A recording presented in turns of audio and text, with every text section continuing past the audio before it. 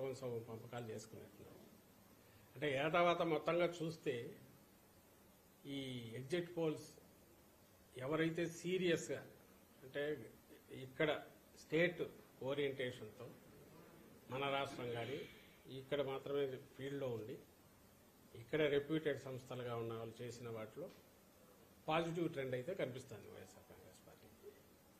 ఇంకా ఢిల్లీలో కూర్చొని పార్లమెంట్ యాజ్ ఏ యూనిట్గా తీసుకొని 100-200 శాంపుల్స్ వాళ్ళు ఎక్కడెక్కడ ఫోన్ల మీద తీసుకుంటారో ఎట్లా అలాంటి వాటిలో కొంత బీజేపీకి అడ్వాంటేజ్ ఇవ్వాలనే ఒక ముందే టార్గెట్ పెట్టుకొని చేసినట్టు అనిపిస్తుంది. సో ఏదేమైనా ఇంకా 48 అవర్స్ మనకు ఈ టైంకు ఐ థింక్ ఎల్లుండి మొత్తం ఈవీఎంలన్నీ ఓపెన్ అయిపోయింటే రిజల్ట్ కూడా ఆల్మోస్ట్ తెలిసిపోయి ఉంటుంది. పాయింట్ వచ్చి ఇక్కడ ఏదంటే మళ్ళీ ముందు నుంచి మేము చెప్తున్నదే మళ్ళీ చెప్తున్నాం. ఈ 5 ఏళ్లలో మా ప్రభుత్వం, జగన్మోహన్ రెడ్డి గారి ప్రభుత్వం, జగన్మోహన్ రెడ్డి గారు వ్యక్తిగతంగా ఆయన ఒక నాయకుడిగా ప్రజల్లోకి పార్టీని తీసుకెళ్లినంతగా కానీ లేదా ఒక కొత్త రకం విప్లవాత్మకమైన మార్పులు తీసుకురావడం కానీ వేటి ద్వారా అయితే పేదలందరూ కూడా బాగా లబ్ధి పొందారో ఆ లబ్ధితో ఆర్థికంగా వెసులుబాటే కాకుండా సాధికారత కూడా సాధించుకున్నారు. వాళ్ళందరూ ఖచ్చితంగా తమ ఆదరాభిమానాలు జగన్మోహన్ రెడ్డి గారికి మా పార్టీకి చూపించారనేది ప్రస్ఫుటంగా ప్రతి మా ఎలక్షన్ క్యాంపెయిన్లో కానీ లేదా అంతకుముందు గడపకపోయినప్పుడు పార్టీకి వచ్చిన ఆదరణలో కానీ కనపడుతుంది. అటువైపు ఏం జరిగింది, కూటమి అనేది వాళ్ళు ఫామ్ అయినప్పటి నుంచి చంద్రబాబు నాయుడు గారు కానీ తర్వాత పవన్ కళ్యాణ్ గారితో పెట్టుకున్నాకైనా ఆఖరణ బీజేపీ పంచన చేరి రోజుల తరబడి కూర్చొని వాళ్ళని ఎట్టోట్లా ఒప్పించుకొని వాళ్లకు వాళ్ళు అడిగినన్ని సీట్లు కొంత ఇచ్చి సర్దుబాటు చేసుకున్నా ఒక గ్రాండ్ అలయన్స్ లాగా అయితే బాగా కనపడింది. అంటే అందరూ కలిసి ఏకమయ్యారు.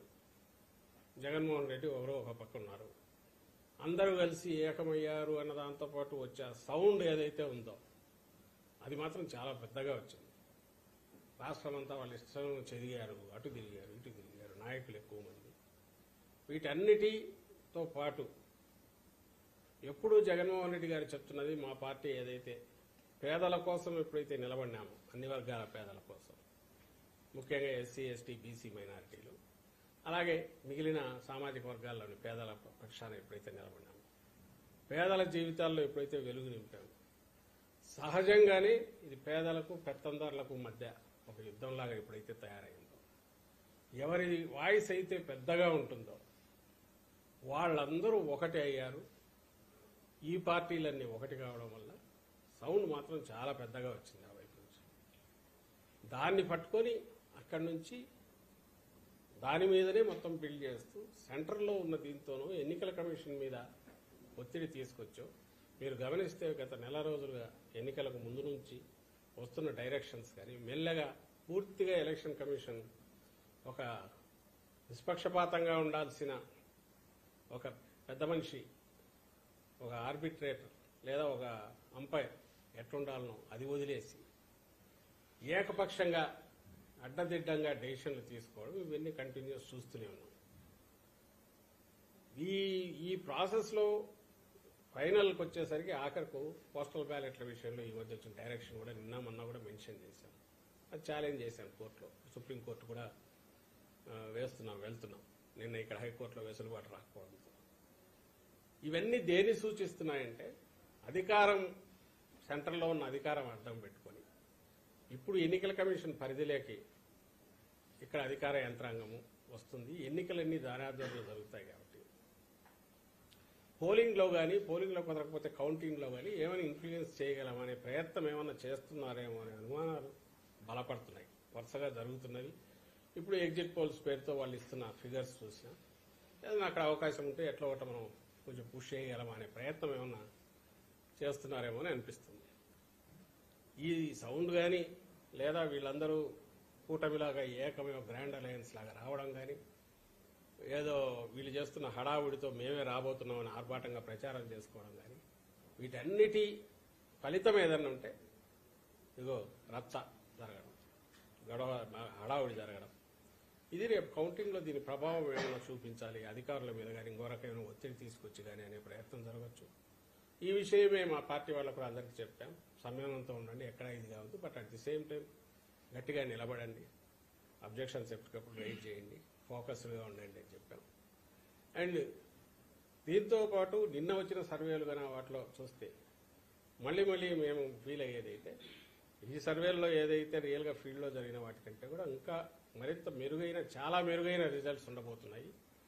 ల్యాండ్ స్లైడ్ ఇది ఉన్నా ఆశ్చర్యపోవాల్సిన అవసరం లేదు. ఎందుకంటే మరి సైలెంట్ ఓటు, వేరే ఊర్ల నుంచి వచ్చిన వాళ్ళు అయినా కూడా హైదరాబాద్ కానీ బెంగళూరు కానీ ఎక్కడికైనా బతుకు తెరువు కోసం పోయిన వాళ్ళు అయినా ఎవరైతే జగన్మోహన్ రెడ్డి గారి వల్ల కంటిన్యూస్గా బెనిఫిట్ కావడమే కాదు, అది కంటిన్యూస్గా బెనిఫిట్ కావడము, దానివల్ల వాళ్ళ ఫ్యామిలీస్ అన్ని బాగుపడడం, ఈయన ఉంటేనే మరింత మాకు మేలు జరుగుతుంది అని అనుకోవడం వల్లనే గతంలో ఎన్నడూ లేనంతగా వచ్చారు ఇక్కడికి, అక్కడి నుంచి వచ్చి ఓటు వేసిపోయారు అనేది మేము అనుకుంటున్నాం.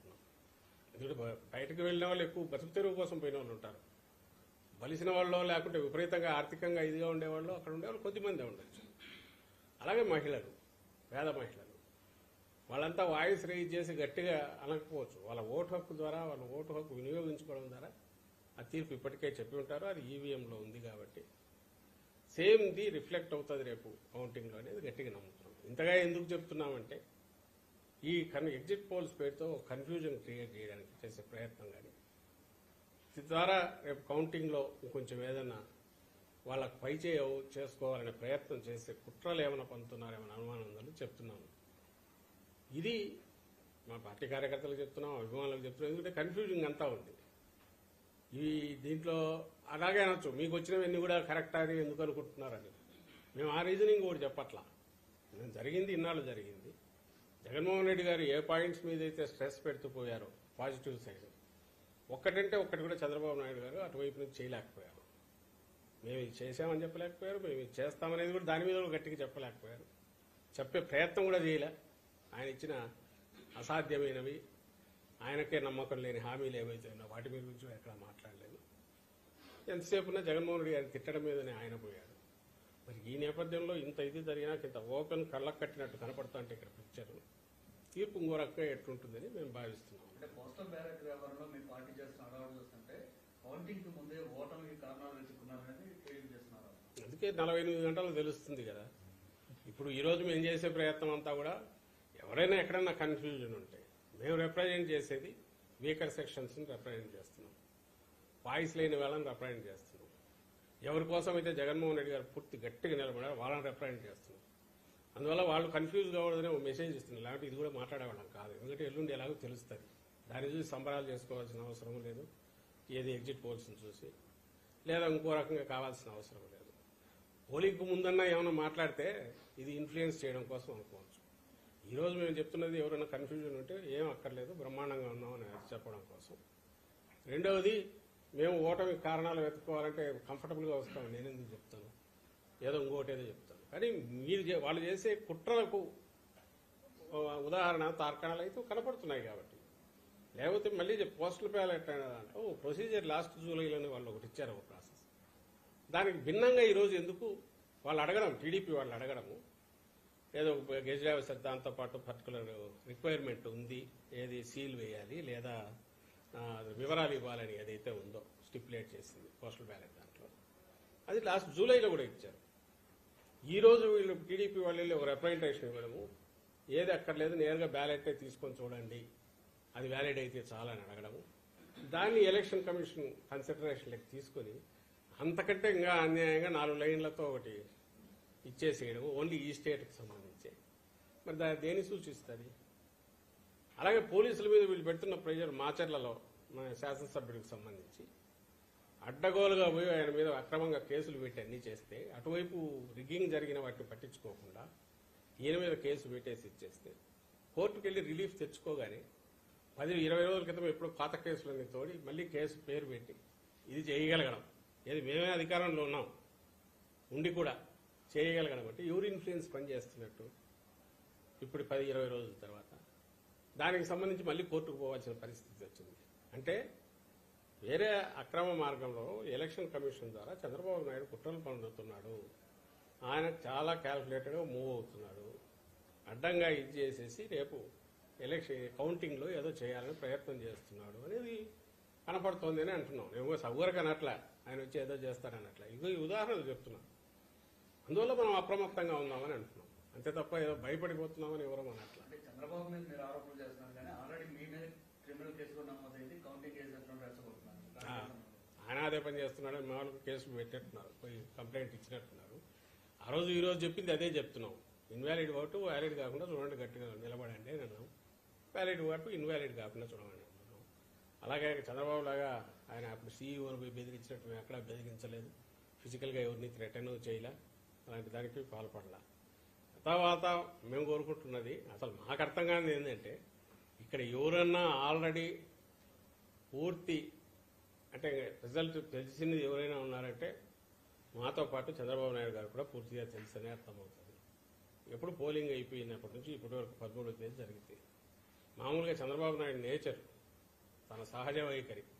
ఆ రోజు చెప్పాం, అయిపోగానే బయటకు వచ్చి 2000 చూపించాల్సినోడు చూపించాల, ఎక్కడా మాట్లాడట్లా, ఎక్కడా ఇది లేడు. అసలు ఎక్కడికి పోయినాడో తెలియట్లా. సెటిల్మెంట్కి పోయినాడని ఎందుకు అనుకుంటున్నామంటే ఈరోజు కూడా చెప్పట్లా. ఆఖరి నిన్న కూడా ఆటగా కనపడింది. తిరుగు ప్రయాణం అని ఆయనది ఒక జెడ్ ప్లస్ సెక్యూరిటీ ఉన్నట్టుంది కదా, ఇంత పెద్ద ఇటనరీ పంపించారు. ఎక్కడి నుంచి వస్తున్నాడు లేదు. మా నాయకుడు ఎక్కడికి పోతున్నాడో ఇచ్చారు, వస్తున్నప్పుడు పలానా చోట నుంచి వస్తున్నాడని ఇచ్చాం. ఎందుకంత దాపరికమో తెలియదు. ఆ వచ్చిన తర్వాత కామ్గా లోపల ఉన్నాడు. అంటే తెరవెనక ఏదో ప్రయత్నాలు చేసుకుంటున్నారు తప్ప బయటకు వచ్చి ఎలాంటిది ఆయన చేయట్లా. సో ఆయనకు తెలుసు ఇది వచ్చేది కాదు, అయిపోయిందని తెలుసు. సెటిల్గా ఈలోగా సర్దుకోవాల్సినవి ఉంటే ఆ ప్రయత్నాల్లో ఉన్నాడేమో అని ఆయన మీద డౌట్ వస్తుంది. నాకు సంబంధించి క్లియర్గా చెప్తున్నాం కదా, ఈరోజు మాట్లాడినా ఎప్పుడు మాట్లాడినా మీరు క్రియేట్ చేస్తున్న కన్ఫ్యూజన్, అంటే ఆ కూటమి పేరుతో ఈ శక్తులన్నీ క్రియేట్ చేస్తున్న కన్ఫ్యూజన్ డిస్పెల్ చేసే ప్రయత్నము. ఏం బాగాలేదు, పర్లేదు, అంతా బాగుంది, బ్రహ్మాండంగా వస్తున్నాము, చాలా కంఫర్టబుల్గా ల్యాండ్ స్లైడ్ దీంతో రాబోతున్నాము, దాంట్లో ఎలాంటి ఇది డౌట్ లేదనేది మా కార్యకర్తలకు, అభిమానులకు, జగన్మోహన్ రెడ్డి గారిని నమ్ముకున్న అట్టడుగు వర్గాలందరికీ భరోసా ఇవ్వడానికి మాట్లాడుతున్నాం. సార్ క్రిమినల్ ఆలోచనతో ఆరామస్తులు జగన్ ఈ సర్వే చేపించారు టీడీపీ అంటుంది. ఏదైనా అనుకోవచ్చు, అలా అనుకోవచ్చు. ఇప్పుడు మేము అనట్లా బీజేపీ దానికోసం అని చెప్పి మేము అనేదానికి ఆధారాలు చూపుతున్నాం. అతని దానికి ఆధారాలు చూపాలా? ఆరామస్థానాన్ని అతను 140 ఇవ్వలేదు మాకు, 140 150 ఇస్తే ఏదో రాయించుకున్నాడు. బీజేపీ 400 కదా చేసుకున్నట్టు వీళ్ళు రాసుకున్నారు. అతను ఇచ్చింది అసలు అది అతను చదివిన పేర్లు, ఈ పలానా వాళ్ళు పోతారు, పలానా వాళ్ళు వస్తారని వాళ్ళకి ఇచ్చిన అలవెన్స్, వాళ్ళ నాయకులందరూ గెలుస్తారని ఇవ్వడం, అవన్నీ కూడా అబద్ధం. మా లెక్క ప్రకారం వాళ్ళలో దాదాపు 90% అందరూ ఓడిపోతారు ఎవరైతే అతను మెన్షన్ చేసినారో, లేదా టఫ్ ఫైట్ ఇచ్చేసి మా వాళ్ళకే ఎడ్జ్ ఉన్నట్టు వస్తుంది రిపోర్ట్స్. సో అది ఇచ్చిన ఫిగర్ కూడా అదేమన్నా చాలా హ్యాపీగా ఫీల్ అయ్యే ఫిగర్ కూడా కాదు. బట్ ది మోస్ట్ కన్జర్వేటివ్ అని అతనే చెప్పాడు కాబట్టి నేను అందుకే ఏమంటున్నా అంటే అది ఓన్లీ ట్రెండ్ను మాత్రమే సూచిస్తుంది.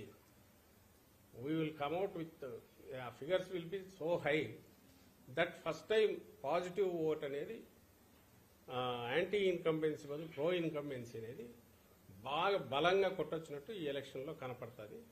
మంచి మెజారిటీతో గవర్నమెంట్ ఫామ్ చేస్తారు. కూటమి సభ్యులు సంబరాలు స్టార్ట్ చేశారు. ఎన్డీఏకి రాష్ట్రంలో వేవ్ కనిపిస్తా ఉంది. 130+ సీట్లు అధికారంలోకి వస్తామంటున్నారు. మంచిదే కదా. ఎందుకు వస్తుంది? ఇప్పుడు నేను ఇన్ని రీజన్స్ చెప్తున్నా మేము రావడానికి కనపడేటి. వాళ్ళని ఒక్కటంటే ఒకటి చెప్పండి, ల్యాండ్ టైటిలింగ్ యాక్ట్ అని చెప్తారా? నవ్వుతారు ఎవడన్నా. ఎట్లా వాళ్ళని కూడా అర్థం కాదు. అదే పోలింగ్ పర్సెంటేజ్ పెరిగింది. పోలింగ్ పర్సెంటేజ్ పెరగడానికి అది పాజిటివ్ ప్రో ఇన్కంబెన్సీ అనడానికి ఇన్ని రీజన్స్ మేము చెప్తున్నాం. వాళ్ళు ఒక్కటంటే ఇదో నేను ఒప్పుకుంటా. ఈ 6 పాయింట్లు మేము బాగా తీసుకెళ్లాము. ఎవరైతే చంద్రబాబు నాయుడు చెప్పాడు కదా, తనకే నమ్మకం లేని పాయింట్లు, ఇది ఉచిత గ్యాస్, ఉచిత ప్రయాణం, ఇంకా ఏదేదో 6 పాయింట్ సూపర్ సిక్స్, దాంతోపాటు పెన్షన్ 4000, వాటి గురించి ఆయనే బలంగా ప్రచారం చేసుకుని కిందికి తీసుకెళ్ళింటే, ఆ పాజిటివ్ అజెండాతోనే ఆయన కిందికి బలంగా పోయి ఉంటే ఆయన కానీ ఆయన పార్టీ మొత్తం, అప్పుడు ఆయన చెప్పుకోవడానికి లేదు నేను బలంగా తీసుకెళ్లాను అందువల్లని. ఎక్కడన్నా మాట్లాడినాడా? ప్రజలకు తెలుసు, మీడియాకు మీకు తెలుసు. ఆయన ఎంతసేపు ఉన్నా అసలు అసంబద్ధమైంది, అసాధ్యమైంది, ఈరోజు మాట్లాడట్లే ల్యాండ్ టైటిలింగ్ యాక్ట్ గురించి. ఎన్ని భూములు పోయినాయి, ఎక్కడ పోయినాయి? ఆ రోజు ఆ 10 రోజులు దాని మీద హడావుడి చేసి తనకున్న అవకాశం ఏదైతే నిజంగా తనకు తీసుకెళ్లాలనుకుంటే తన అజెండా, తను నిజంగా తన మేనిఫెస్టో, తను ఇచ్చిన హామీల మీద తనకు నమ్మకం ఉంటే అది తీసుకెళ్ళింటే చెప్పడానికి ఉన్నది. ఆ రోజు జైలా అని అడ్డగోలుగా తిట్లు, బూతులు లేదా ఇది ఇట్లాంటివి సంబంధం లేనివి తీసుకొచ్చేసి ఈ స్కామ్ ఏదో ల్యాండ్ టైటిలింగ్ యాక్ట్ అనే దాని మీద సూపర్ బిల్డప్ ఇచ్చి ఏదో చేశాడు. అది అబద్ధమని అందరికీ తెలుసు, ప్రజలకు తెలుసు, పోనీ ఈ రోజు కన్నా తెలుసు. మరి దేని బేస్ చేసుకుని ఆయన 130 వస్తాయనుకుంటాడో నాకు అర్థం కావట్లేదు. ఎందుకంటే జగన్మోహన్ రెడ్డి గారు వద్దని ఆయన అనుకున్నాడు కాబట్టి, ఆ విషయం 5 ఏళ్లుగా అదే చెప్తున్నాడు కాబట్టి, జగన్మోహన్ రెడ్డి గారిని విలన్గా చూపించారు కాబట్టి జనం నమ్మి వేశారని ఆయన అనుకుంటున్నాడు. కొద్దిమంది వేసి ఉండొచ్చు, 1-2 సామాజిక వర్గాలు కొంతమందిలో పర్సెంటేజ్లు, లేదా సోకాళ్ళు ఎలీట్ అనుకునేవాళ్ళు, వాళ్ళకు వాళ్ళు ఇంటలెక్చువల్స్ అనుకునేవాళ్ళు, వోకల్ సెక్షన్స్ ఆయన ఫీల్ అయ్యేవాళ్ళు, కొంతమంది ఎవరైనా ఇన్ఫ్లుయెన్స్ అయి ఉండొచ్చు, లేదా బయట ఎవడన్నా ఉంటే ఈయనకు వాయిస్ పెద్దది కాబట్టి విని ఇన్ఫ్లుయెన్స్ అయ్యచ్చు. వాళ్ళు ఎంత ఉంటారు, ఎంత సెక్షన్, చాలా చిన్న సెక్షన్, దానికి ఎంత ఉంటుంది ఇంపాక్ట్? సార్ మొత్తం 40 సర్వేలు వస్తే 35 కూడా మాకే వచ్చింది అని మొత్తం టీడీపీ క్యాడర్ అంతా కూడా సంబరాలు చేసుకున్నారు. ఒక పక్క వైసీపీ క్యాడర్ అంతా కూడా ఒక టెన్షన్ తో కనిపిస్తున్నటువంటి పరిస్థితి, సైలెంట్ గా ఉన్నారు. ఏం చెప్తారు? సోషల్ మీడియాకి సంబంధించి తీసుకుంటే 100 సర్వేలు మావి ఉన్నాయి. వెయ్యి సగటు రోజు 14 లేసి ఏముంది, ఆ ఫిగర్ ఈ ఫిగర్ తీసి తయారు చేసి ఎవడన్నా చేసుకోవచ్చు. ఇప్పుడు కనపడుతున్న వాటిలో ఎవడో రెగ్యులర్ చేసేవాళ్ళు 5-6 ఏళ్లుగా కనపడుతున్నవి. ఇంతకుముందు మీరు మెన్షన్ చేసింది అయినా ఒక 4-5 ఉన్నాయి. అందులో స్టేట్ ఫోకస్డ్గా చేసేవాళ్ళు కొద్దిమంది ఉండేవాళ్ళు.